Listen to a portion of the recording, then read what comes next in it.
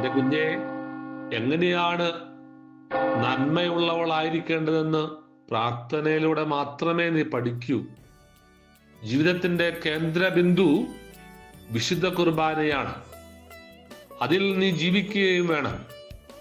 അവിടെയാണ് സ്വർഗം എന്ന് നീ തിരിച്ചറിയണം.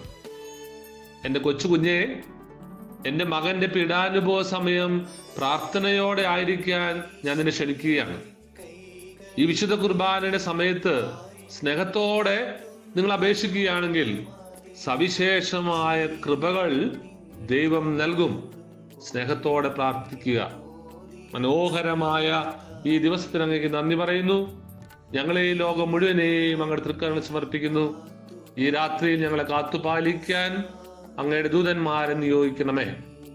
നമ്മുടെ കർത്താവായ ഈശോ മിശിഹായുടെ കൃപയും പിതാവായ ദൈവത്തിന്റെ സ്നേഹവും പരിശുദ്ധാത്മാവിന്റെ സഹവാസവും നാം എല്ലാവരോടും കൂടി ഉണ്ടായിരിക്കട്ടെ, ഇപ്പോഴും എപ്പോഴും എന്നേക്കും.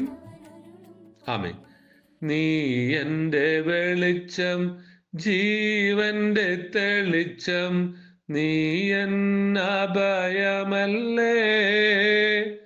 അമ്മേ, നീ എന്നഭയമല്ലേ.